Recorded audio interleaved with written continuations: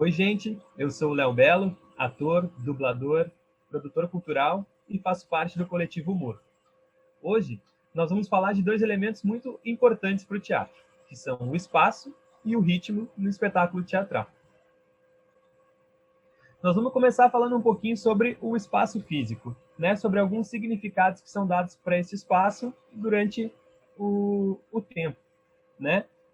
A gente tem uma visão aí mais oriental, né? Que chegou a mim através do Yoshio Ida, né? Dessa visão do espaço como um espaço sagrado, né? Um espaço não esse sagrado que remete ao religioso, mas esse espaço sacro, né, de que se tem ali um respeito, né, de que ali acontecem coisas que não dizem respeito à nossa realidade cotidiana, mas sim esse espaço onde ali acontece algo um tanto quanto até sobrenatural, né? Ele prega um respeito tamanho ao espaço, né, no sentido de propor dentro da técnica dele que se limpe o espaço numa determinada postura específica, né?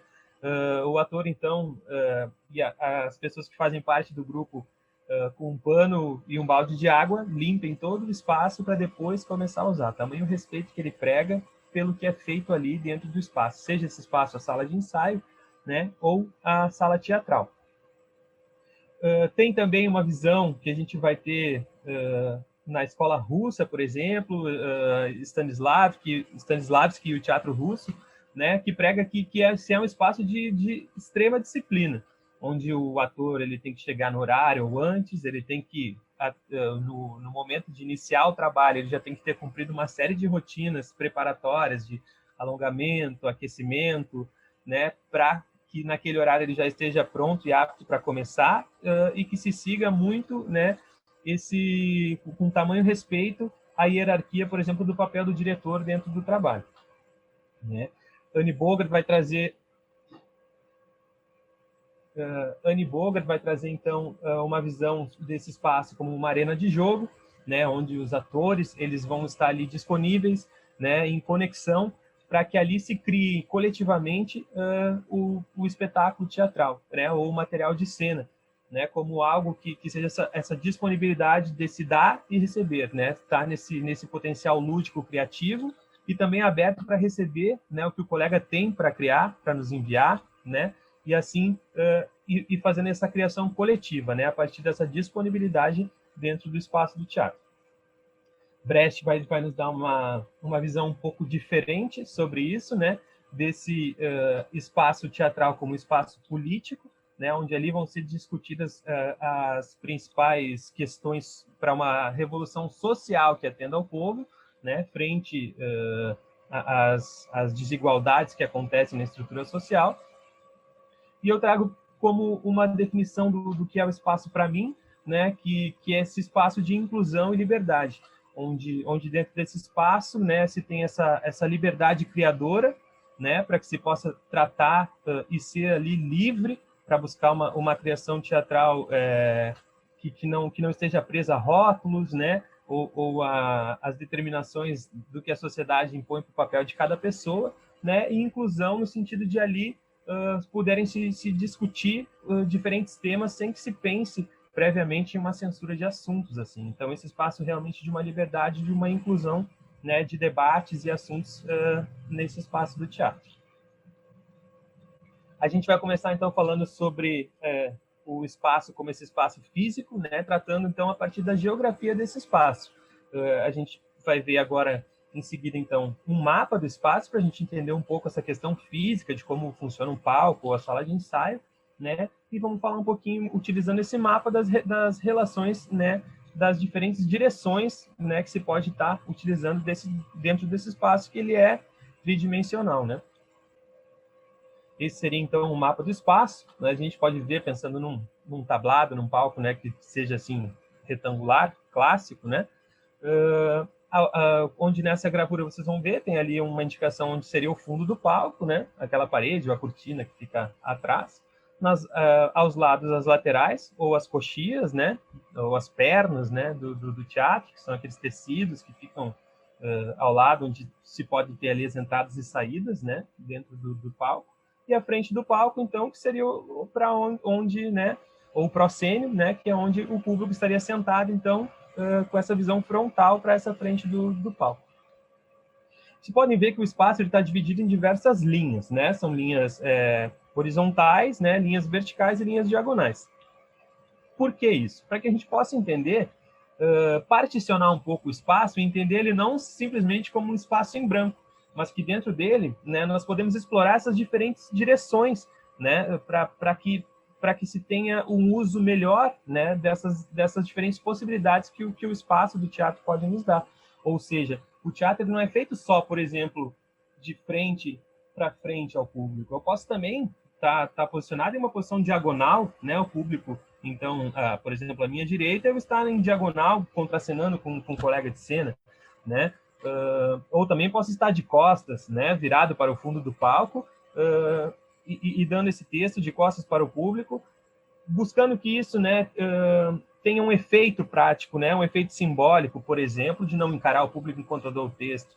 Né? Isso pode dizer que eu estou voltando as minhas costas, né, estou virando as costas para essas pessoas, né, como, por exemplo, um papel representando o papel, por exemplo, de um rei de antigamente, eu estou dando um discurso para o povo, de costas para o povo, né, que seria o público, pode ser que realmente esse rei dá um discurso em palavras, mas na verdade ele está de costas para esse povo. Então, o uso das diferentes direções, ele vai nos suscitar também diferentes significados do que acontece nesse palco. A gente pode ver também que a partir dessas divisões a gente começa a encontrar os pontos onde essas diferentes direções se encontram, né? E a gente, então, pensando dessa forma, nós podemos utilizar melhor esses pontos de intersecção, onde seriam os pontos mais equilibrados, né? Para que a gente colocasse ali os momentos e acontecimentos da cena, caso seja a escolha de fazer uma cena que mostre um equilíbrio, ou também ele nos dá a ideia de onde está o equilíbrio para que a gente possa utilizar os pontos, né, distantes desses pontos de encontro para promover um desequilíbrio. E também para que a gente possa escolher por que eu faço uma cena à frente do palco, uma cena que acontece no meio do palco, né, ou uma cena que acontece no fundo. Eu quero estar distante do público, eu quero estar numa relação ali do meio para que fique centralizado aquele assunto, ou porque esse assunto tem uma centralidade dentro do texto, ou eu quero estar mais à frente, mais próximo, para causar algum outro tipo de reação, né, ou de significado com o público. Então, é importante a gente estudar e pensar, né, no espaço do palco como esse espaço tridimensional, onde cada escolha que eu tiver, onde eu vou colocar a minha cena, ela vai suscitar diferentes efeitos e significados.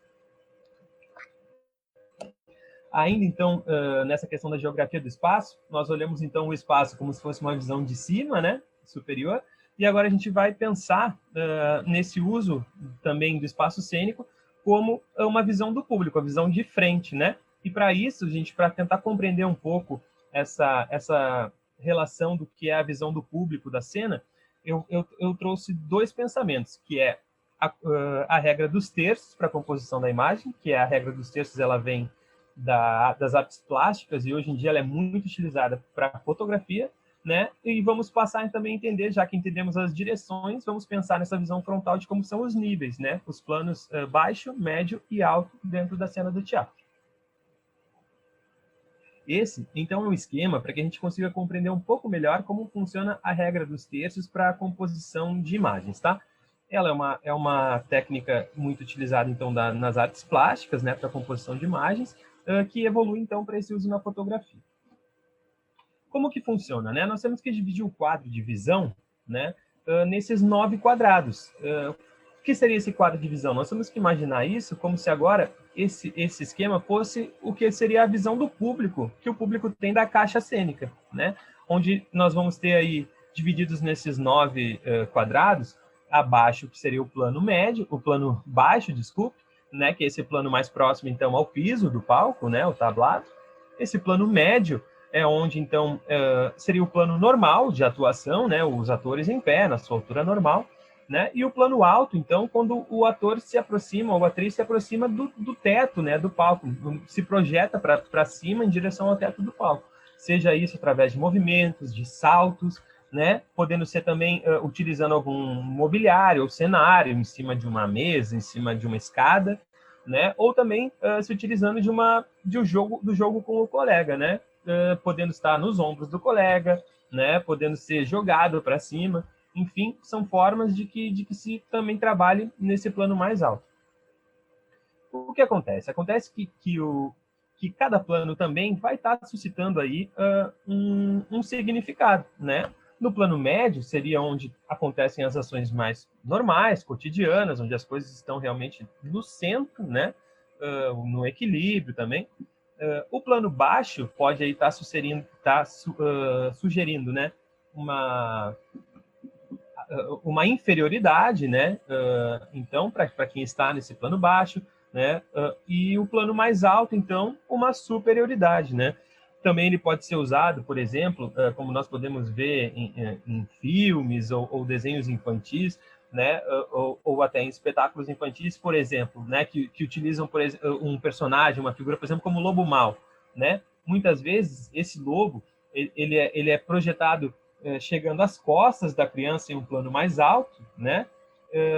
Quando a Chapeuzinho Vermelho, por exemplo, menor, ela estaria num plano mais baixo, para que essa diferença entre o tamanho dela e o tamanho que seria esse tamanho maior do lobo possa suscitar essa reação de medo, né? De essa superioridade dessa figura assustadora, né? A essa inferioridade, essa fragilidade desse personagem criança, que é a Chapeuzinho Vermelho.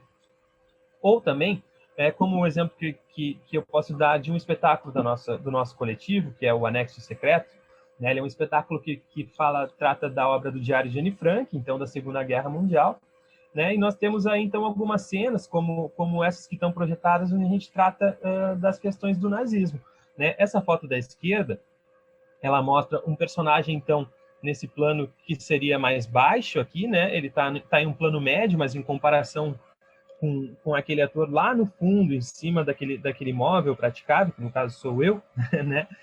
Ele está num plano muito mais alto, suscitando essa relação de hierarquia entre a fragilidade daquele personagem que retrata um judeu, né? Nessa situação da Guerra Mundial, onde os judeus sofreram muito, né? Perseguição e violência do regime nazista, e eu, então, lá em cima, como se em cima de uma torre de vigia de um campo de concentração, por exemplo, né, represento a grandeza, então, o poder, né, desse regime, né, nazista, frente, então, à fragilidade em que foi colocado o povo judeu nessa situação, né? Então, e nesse caso também nós podemos ver para além, né, da questão dos níveis, o uso da regra dos terços, né? Podemos ver que nesse momento o Gabriel ele está em um ponto de intersecção aqui mais à esquerda, né? E o ponto de intersecção mais baixo, né? Que seriam onde se encontram abaixo, então todo o segundo ponto de interseção lá da direita, desde o móvel até o ator lá em cima, estaria também dentro desse visual próximo ao ponto de intersecção da direita, né? Tornando visualmente mais atrativo para quem está enxergando essa cena. Esse espetáculo ainda acontecia em uma sala de arena, então a gente pode ver que tem público à frente, também público aos lados, e podemos ver também que essa relação, né, da regra dos terços se mantém também, para quem vê de qualquer um dos lados, né, para ver como essa distribuição sendo bem feita, ela atinge todas essas direções que podem estar observando também essa cena, né? E à direita, então, a gente também vê aqui, né, a regra dos terços sendo utilizada, né? E também em cima dessa relação do uso dos níveis, né? Onde aqui a gente também suscita significados diferentes, né? O qual eu convido vocês para um dia assistirem o nosso espetáculo, né? Quando estiver em cartaz, aí vocês vão conseguir compreender, né? E também chegar às próprias interpretações de vocês dos nossos usos dos níveis nessas cenas aí. Essa, então, é um quadro, uma pintura do Nascimento da Vênus, né, do artista Botticelli, e onde ele era um artista também estudioso da regra dos terços. E aí a gente pode ver, pensando em projetar aquela divisão em cima dessa imagem, o quanto ele aproxima o assunto aqui, no caso a Vênus, né, dentro desses pontos de intersecção. Ela está ao centro e mais à direita, né, onde se encontram ali os pontos, né, e ele preenche essa imagem aqui à direita também, dando o peso e levando o espectador a olhar mais para esse ponto à direita. E os anjos também ali à esquerda também se encontram, né, preenchem a partir do campo de intersecção até, né, esse preenchimento ali de todo, então essa parte superior esquerda ali da imagem. Mostrando aí, ele buscava o equilíbrio em cima do uso da regra dos terços para que tornasse a imagem mais interessante do que simplesmente pintar todos no mesmo nível, numa relação frontal, então, né, com quem estaria apreciando essa obra dele. Pode passar para a próxima imagem. Essa, então, é uma pintura que chama O Sacramento da Última Ceia, do Salvador Dalí, e ele também era uma fase da produção artística dele, a qual ele estava também trabalhando em cima dos conceitos da regra dos terços. E a gente pode ver, então, que as estruturas dessa construção aí, elas partem completamente, né, desses pontos de intersecção, né? E aí ele tem centralizado, né? Isso reforça que ao centro, então, está ali a figura, né, que seria a retratação de Jesus Cristo, né? E essa imagem, então, que seria, acredito que seria Deus, né, na pintura dele, também centralizado, e cujos braços, né, eles se projetam também esses pontos de intersecção, mostrando aí também, usando o nível alto, né, dentro da imagem dele, esse poder desse Deus que está sobre as pessoas, sobre essa imagem que ele retrata, né, essa superioridade frente, então, ao assunto que está mais abaixo. Então, só fechando, é interessante que nós pensemos, né, em como tornar a imagem também para o público, para além dessa percepção nossa de dentro da cena, né, para que essa imagem fique sempre visualmente mais interessante para o espectador. E para que a gente também possa, a partir nesse caso, esse pensamento que eu trago da regra dos textos, mas também vão existir outros que vocês podem procurar, né, para que colocar perto dos pontos de maior interesse para a visão do espectador os assuntos que nós queremos colocar, né? E longe deles os assuntos os quais nós não queremos dar tanto destaque, né, na cena para os olhos do espectador. Então, passando um pouco dessa visão mais física, geográfica do uso do espaço, vamos então para essa questão do espaço simbólico, e quando o uso do espaço começa a produzir sentido dentro das nossas cenas, né? Então, ele pode produzir sentidos a partir dos aspectos físicos, né? Por exemplo, o uso das direções, como eu já falei antes, esse rei, por exemplo, que dá um texto de costas, né? Fala, por exemplo, o quanto ele está fazendo pelo povo, e de costas para o público, que nesse caso seria, né, o povo assistindo esse rei falar. Ou duas pessoas que conversam de costas uma para outra, isso pode suscitar que elas falam, conversam, mas que a comunicação delas não está funcionando, né? Não funciona. Então, é uma comunicação que não comunica, que não enxerga, que não leva em consideração o outro. Né? Porque podemos usar também as diagonais, né? Porque podemos usar o fundo, o meio ou a frente do palco, né? A ideia é pensar nessa questão para se tomar escolhas conscientes, né? Quando a gente pensa, por que eu vou fazer essa cena mais em frente do palco? Por que eu vou fazer numa diagonal? Por que eu vou fazer no fundo? Pense o que isso pode suscitar para o espectador, né? De sentidos. E isso vai dar mais camadas na criação de vocês. Então, quanto mais você pensar, ator, atriz, pensar no porquê eu faço essa cena aqui, por que eu utilizo esse nível, por que eu utilizo essa direção, né? Isso vai dando cada vez mais camadas de compreensão, tornando cada vez mais profunda a criação artística de vocês para a cena, né? Uma vez que, obviamente, não são todas as pessoas que vão, por exemplo, fazer análise de cada uma das coisinhas que vocês quiseram colocar ali, mas para outras isso vai chegar. Para outras pessoas isso vai chegar de uma forma diferente, né? Às vezes também as coisas não acontecem como a gente espera, né?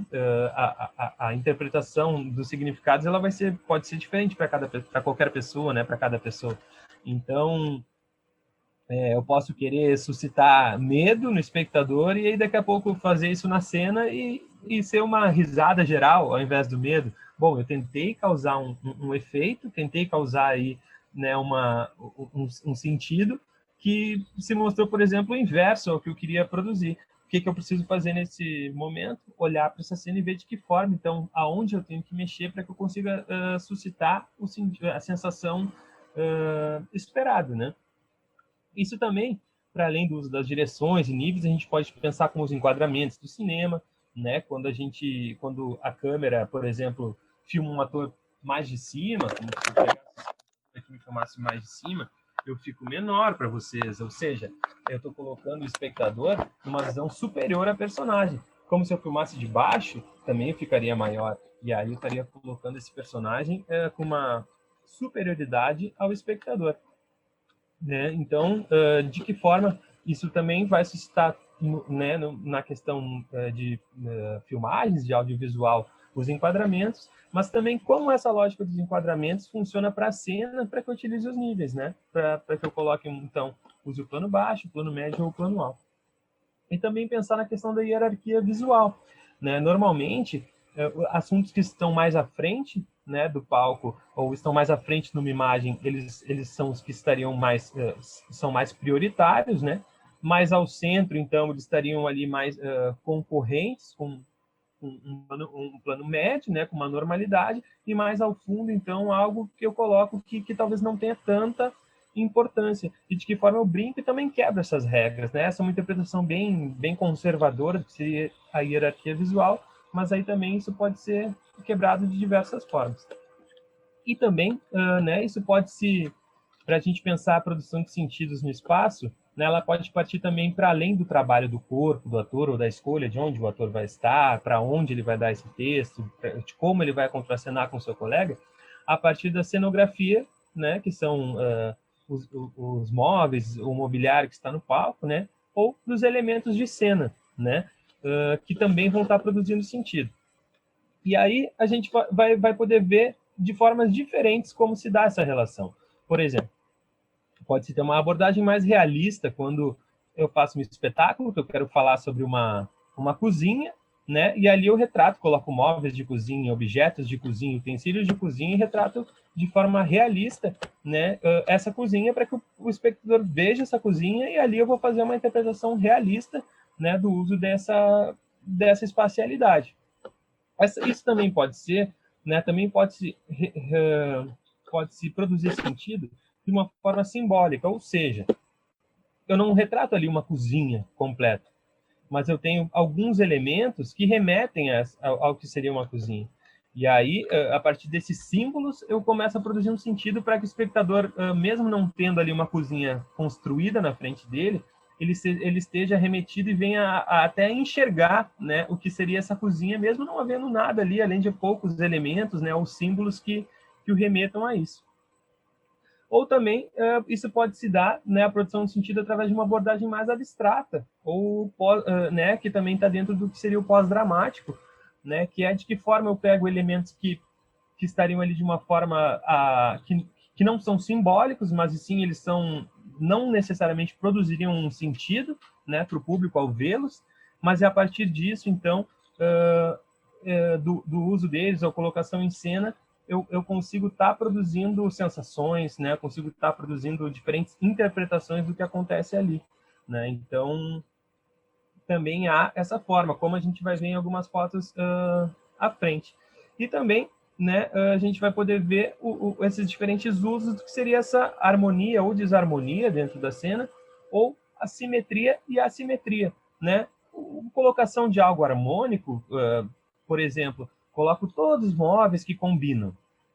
Isso eu posso estar querendo suscitar aí um equilíbrio, uma abordagem, por exemplo, de uma casa de pessoas chiques, né, onde tem um pensamento todo naquela mobília. Eu posso, por exemplo, colocar móveis desarmônicos ali, um móvel de cada tipo, de cada cor, de cada um novo, um velho, para produzir justamente essa desarmonia e com isso causar também um efeito, né, no espectador. Assim como eu colocar tudo de forma harmônica, eu posso estar fazendo justamente uma crítica, né, a essa harmonia, padronização, a forma de fazer as coisas que pareçam esteticamente corretas, né, de acordo com padrões, enfim, para justamente criticar esses padrões. Assim como também o uso da simetria e assimetria, né, usar todos os atores dentro de uma determinada altura, né, com o uso simétrico da cena, pode querer tanto buscar um equilíbrio visual, quanto justamente para que eu critique, por exemplo, o que seria essa padronização do ser humano, por exemplo.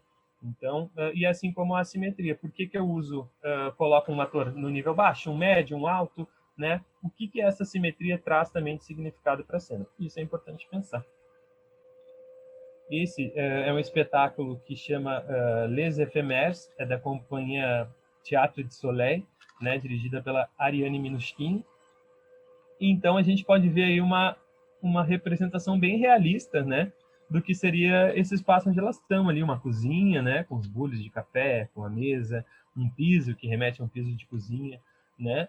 Então essa é uma ideia de representação realista que pode ser usada para criar uma cena.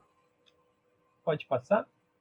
A próxima também é uma cena de Les Éphémères, a gente vê um outro ambiente construído dessa forma, né, como esse que retrata o bistrô, restaurante, enfim, né?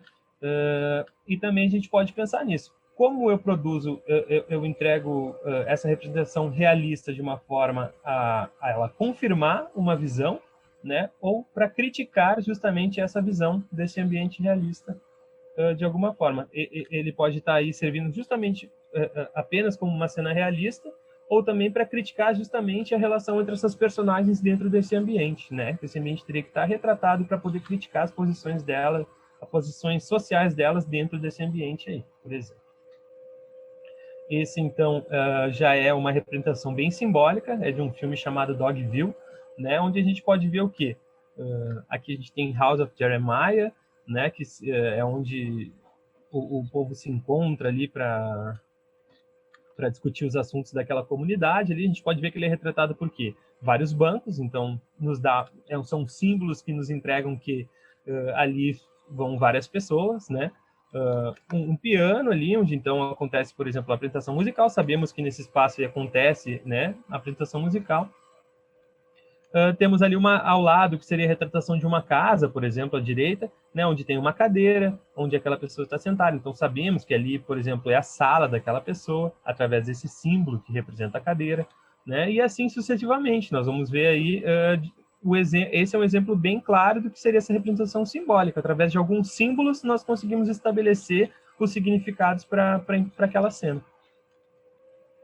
Esse, então, já é uma representação mais abstrata, porque ele sou eu, né? Mas essa é a única foto que eu achei que traz uma visão assim, que a gente consiga enxergar o que seria esse cenário, né? Que, na verdade, não é um cenário de roupas, feito de roupas, que são só elementos cênicos, no caso, né? Ou figurinos, né? De figurino, do espetáculo Pi, Panorâmica Insana, da diretora Bia Lessa, onde justamente o cenário é esse, os atores atuam em cima desse monte de roupas. Aí pode passar para a próxima cena, para a próxima slide. Essa é uma outra forma de enxergar do fundo do palco, então a colocação dessas roupas aí dentro da cena. Um pouquinho a gente pode imaginar, se a gente se colocar no lugar do espectador, qual é essa visão também, né, que o espectador tem desse palco. Pode passar também. E aí a gente vê o uso, então, desses objetos cênicos, desses figurinos, para construir sentido, né? Pode ser, quando vimos, poderia ser apenas visto como um monte de roupas, né?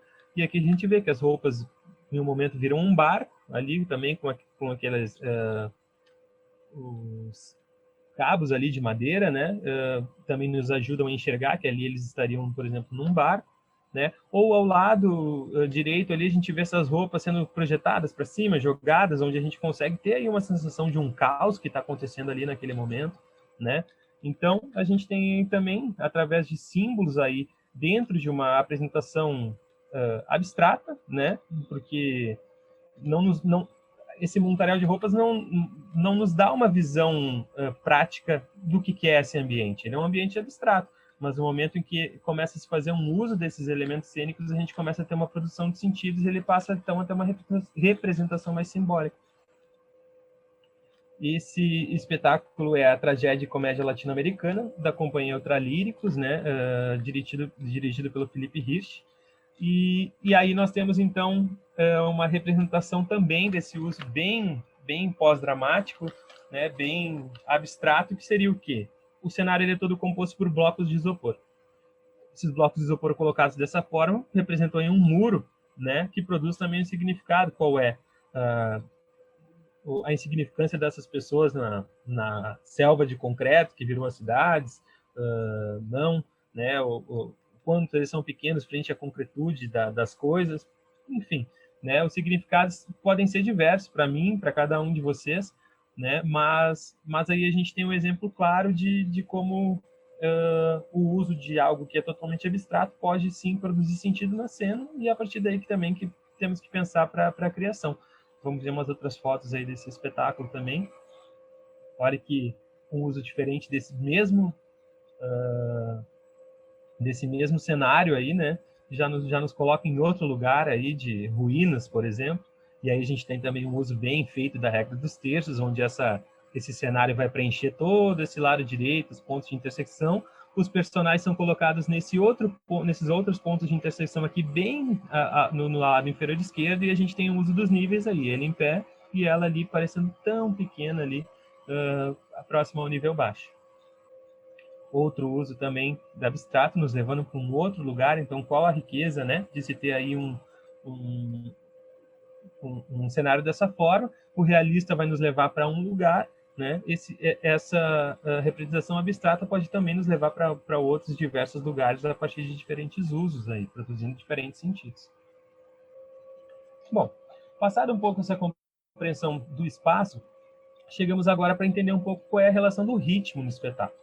Né? E para isso a gente vai entender um pouquinho do ritmo na construção narrativa do espetáculo e também, próximo a isso, vamos pensar então esse ritmo humano, qual seria o ritmo do ator, né? E como ele influencia dentro da cena e também produz significados.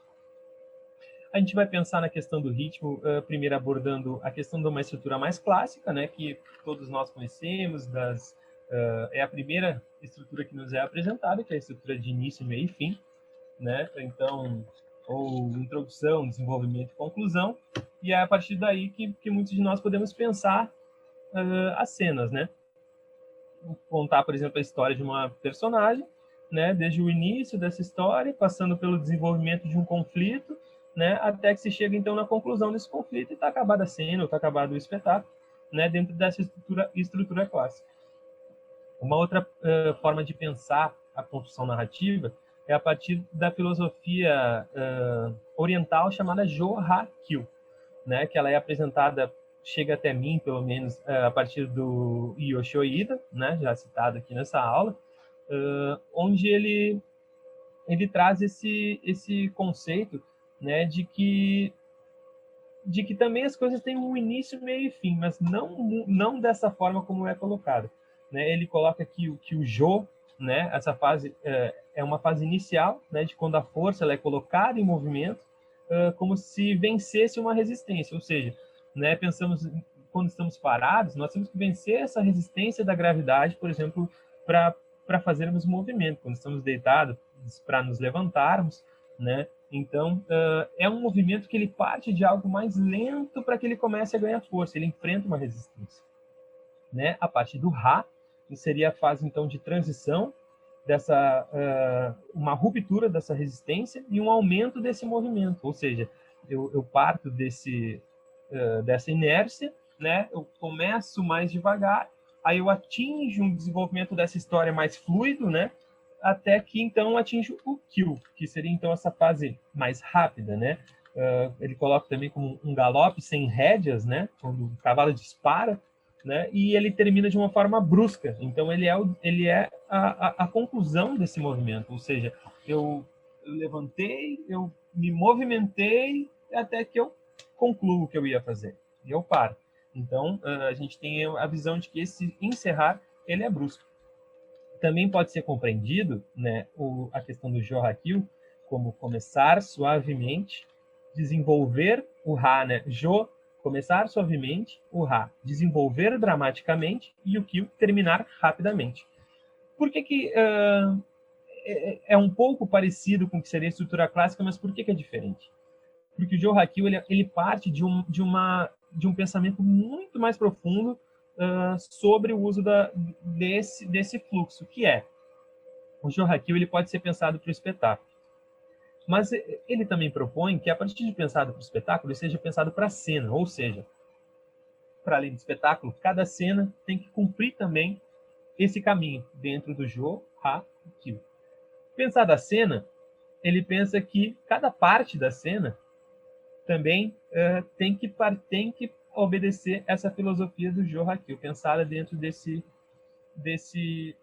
filosofia.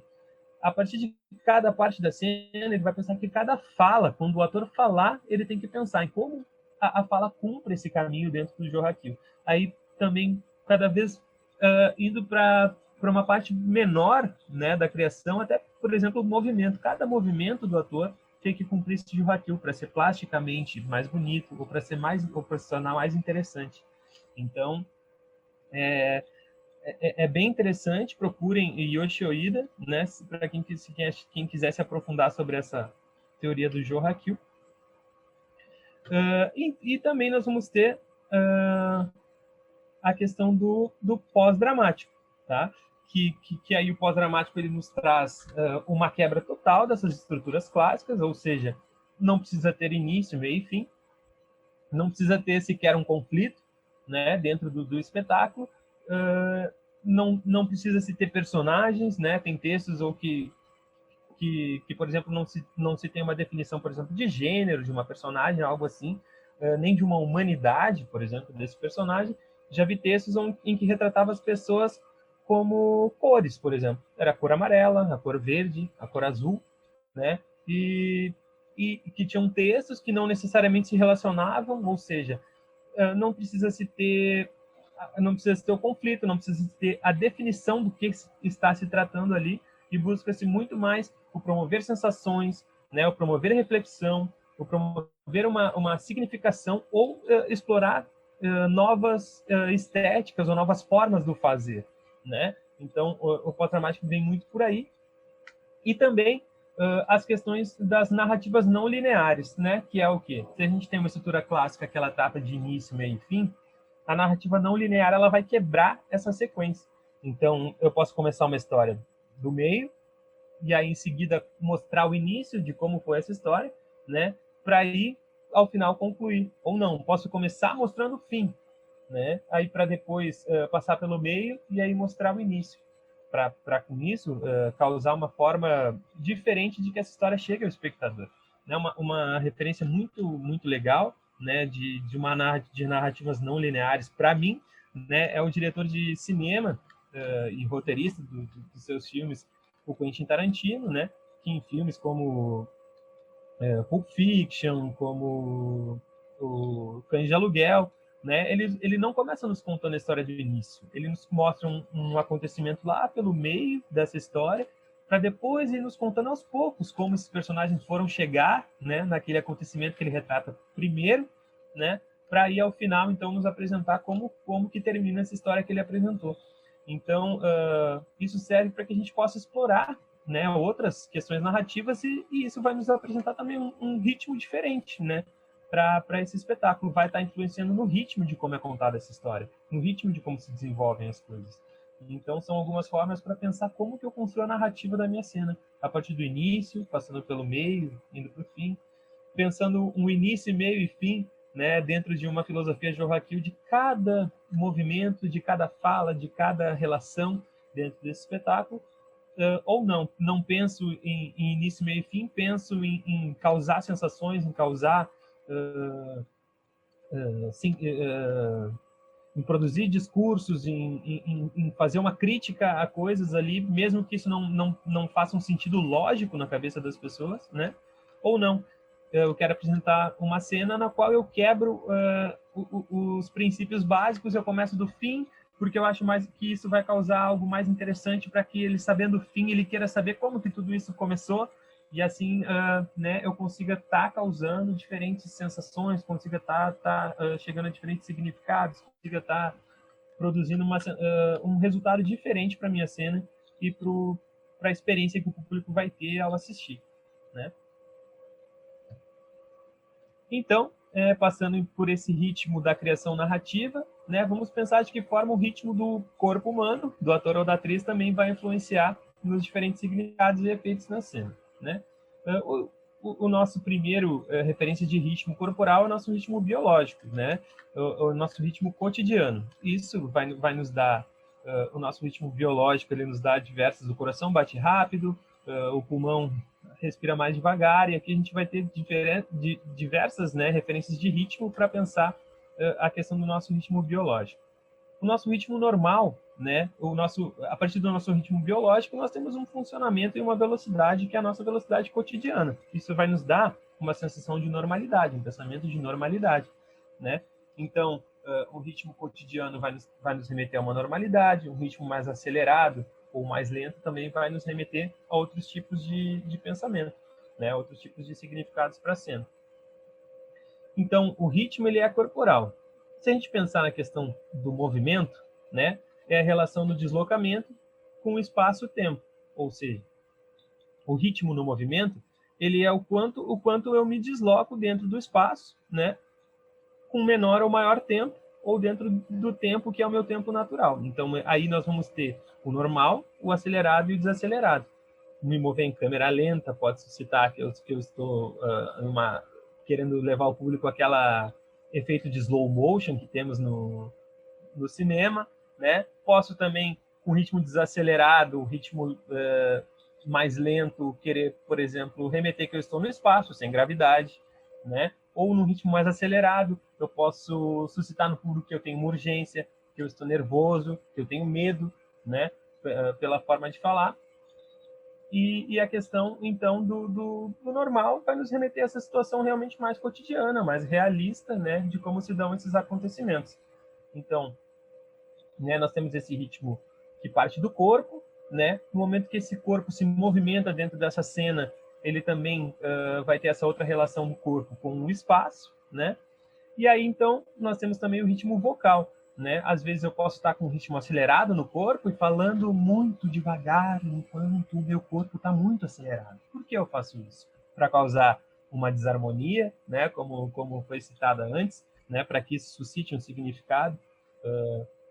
Ou não, né? Eu posso estar harmônico justamente com o corpo se movendo devagar, né? E isso também vai estar, então, suscitando que as coisas estão em harmonia, né? Não em desarmonia, e suscitar, então, outros significados, né? E aí a gente entra, como eu disse agora, no vocal, né? Na parte da fala, né? A fala também vai estar dentro de diferentes velocidades, assim como o ritmo da fala pode se relacionar com a prosa, né?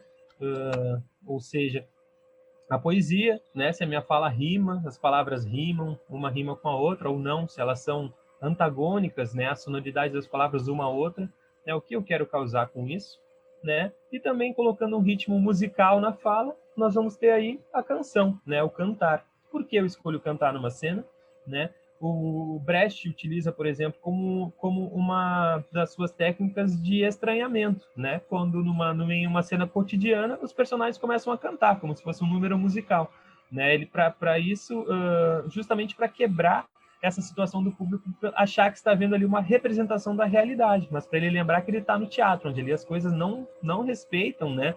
Essa estrutura de como as coisas acontecem na vida real. E aí, então, a partir dessa questão da canção, nós temos entramos nessa parte musical, né? Que pode ser tanto a canção cantada pelo ator como a trilha, né? Sonora do espetáculo ou do filme, né? E aí, essa trilha também vai nos dar um ritmo. Ela pode ser mais acelerada ou mais desacelerada, né? Isso vai nos suscitar vai suscitar diferentes sentidos e diferentes interpretações no público, né? E essa música também ela pode estar em ritmia ou arritmia com o movimento, ou seja, uma música lenta e os personagens se movendo de forma rápida, intensa na cena, né? Ou uma música muito rápida e os personagens se movendo de forma lenta, né? Então isso também vai suscitar diferentes sentidos e significados na cena, né? Por isso, então, o uso do ritmo no corpo humano, né, vai estar influenciando nos significados criados para a cena. Então, por isso que é importante pensarmos também nesse elemento do teatro.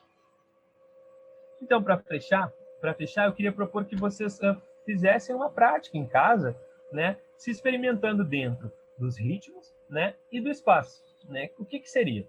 Uma experimentação rítmica em 7 estágios. Você pode, se tem espaço na sua casa, se tem um pátio, você pode caminhando na sua velocidade normal, explorando todo esse espaço da sua sala ou do pátio, né, pensar que quando você caminha na velocidade normal, você está ali numa velocidade 4, por exemplo, que seria a velocidade cotidiana, normal. A partir de um tempo, explorando, até que você pense, não, já consegui compreender como é que é essa velocidade 4, né, que seria o normal, cotidiano, e agora eu vou começar a explorar, por exemplo, o mais acelerado. E aí, como seria uma velocidade 5? E aí você se movimenta no que seria essa velocidade um pouco mais rápida, né, a essa velocidade cotidiana. E aí você explora a partir dessa movimentação, né, e assim você vai sucessivamente. Então, como seria o 6? Como seria o 7? Né? E aí o 7 o mais rápido dentro desses estágios, né? Quase um correr, por exemplo. E aí você vai se explorar dentro desse movimento e também fazendo no inverso, né? Já que o 4 é o normal, como que é o 3, o 2 e o 1? Cada vez ficando mais lentos, né? E aí você toma um tempo se explorando em cada um desses números. Quando achar que cada uma das velocidades está bem explorada, você pode pular do 1 para um 6, né? Do 7 para o 3. E assim, sempre que se atrapalhar, pensar, não sei se eu estou na velocidade, explorando aquela velocidade como correta, volto para o 4, que é o cotidiano, e do 4 eu parto de novo para os rápidos, né, ou mais lentos. Caso seja difícil para você ter espaço em casa e não possa se movimentar livremente, pense em uma ação física, né, que você possa fazer, por exemplo, sentado aqui. Eu quero explorar as velocidades numa ação de pintar. Aí penso que eu sou um pintor, e começo a pintar no que seria a minha velocidade normal de pintura. E aí eu vou com uma velocidade mais rápida, e aí vou contando a velocidade normal, 4, né, de pintar, 5, 6, 7, mais rápida, 3, 2 e 1, mais lentas, para que eu consiga compreender melhor. E a partir disso, então, você pode explorar também um espaço, usando os 3 níveis, ou seja, caminho pelo espaço, aí estou caminhando no plano médio, né, normalmente, na minha altura normal, já estou explorando esse plano médio, e eu começo, então, a explorar o plano baixo, caminhando pelo chão, rolando, de 4 pontos, né? E assim vou explorando esse ritmo baixo, e assim como o ritmo alto, na ponta dos pés, pulando, né? Em cima de algo, e assim, mas com cuidado, né? Não vão se machucar aí, não faça isso em casa, né? Aquele velho aviso. Então, assim, você pode também estar explorando os níveis e direções. Eu vou me movimentar só em diagonais, vou me movimentar em linhas retas, laterais, né, frontais, e assim explorando também essas diferentes direções. É essa prática que eu proponho para vocês, para cada vez entender um pouco mais o uso das direções, o uso dos níveis e o uso dos ritmos dentro da cena. Assim como também, só para fechar mesmo, o ritmo pode ser utilizado tanto na questão física quanto na questão da fala. E aí você pensa também, o ritmo natural de fala, número 4, ritmo mais rápido, 5, 6 e 7, mais lento, 3, 2 e 1. E assim você vai estar explorando bem para poder compreender a relação entre ritmo e espaço no teatro. Queria agradecer a todos que assistiram essa aula, todos que estão participando da nossa oficina de teatro na quarentena, né? E convidar vocês, então, a curtirem as nossas redes sociais, a se inscreverem no nosso canal para estarem acompanhando essa oficina, o nosso trabalho, né? E assim estarmos pertinho um dos outros aí, né, para que possamos estar sempre juntos, tá bem? Muito obrigado e até o próximo módulo. Curtiu o vídeo? Então deixa o like aqui embaixo e se inscreve no canal para não perder as próximas aulas. E se você quiser saber mais sobre o assunto, aqui embaixo na descrição do vídeo tem a bibliografia e alguns links de materiais. Então até semana que vem. Tchau!